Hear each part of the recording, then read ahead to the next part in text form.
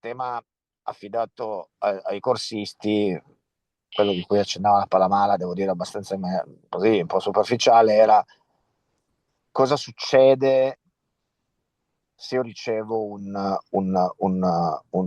Bitcoin o una criptovaluta poco trasparente. In realtà vi do un consiglio, cioè, ok, io posso stabilire che quella criptovaluta era, tra virgolette, sporca, ma chi lo stabilisce che quella valuta era sporca?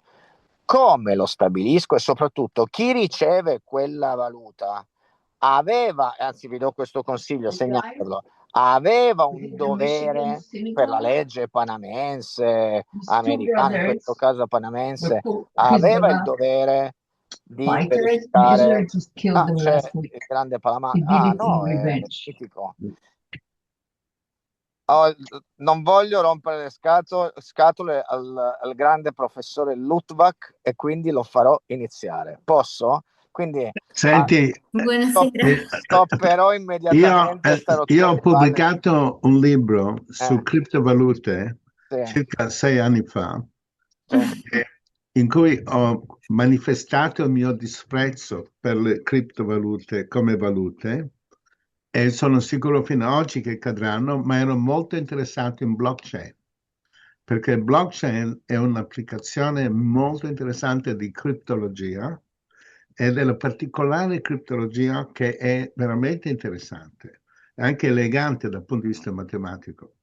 Quindi se tu trovi questo libro, Sì, sai, no, lo vado a leggere sicuramente, ma quando è viene un editato? libro è un libro breve, era all'inizio, quando la prima volta si è parlato di blockchain, non blockchain, la prima criptovaluta, proprio all'inizio, hanno fatto una conferenza in una bella isola nei Caribei, eh, Ernst Young, che sono, sai, un'azienda di management, per insegnare le criptovalute ai loro clienti corporativi. E io avevo questo hobby di occuparmi della criptologia delle criptovalute. Quindi sono andato lì e ho fatto questo discorso spiegando come funziona, eccetera. E poi alla fine sono tutti arrabbiatissimi con me perché ho detto, spero che le autorità monetarie di tutto il mondo sopprimono questo, lo criminalizzano e lo escludono perché sarà usato dai criminali. No, ma Solo i diciamo che il criminali vero hanno, problema che io vorrei far evasori fare ai fiscali e corsi, criminali, gli unici che hanno bisogno di criptovalute, nessun altro.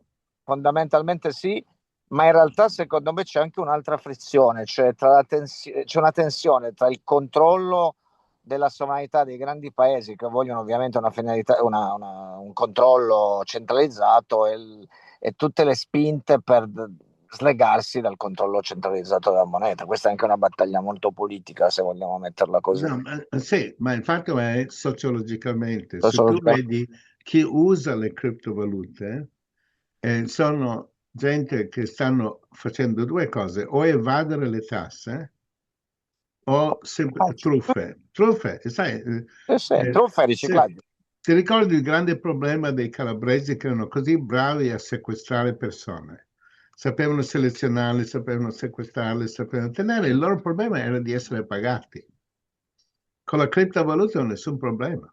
Esatto. Quindi, Anche se sta diventando però sempre, devo dirvi, se sta chiunque ha un diventando sempre complicato. interesse nella matematica, la pura, non è, sai, questo tipo di speciale di criptoanalisi La matematica, criptologia.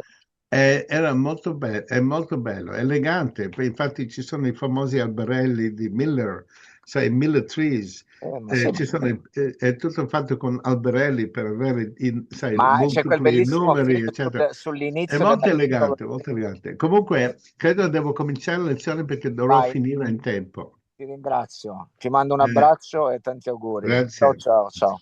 Ragione. Um, il, il, volevo, vorrei rispondere alle vostre domande causate da questa guerra. Spero che questa guerra ha causato domande.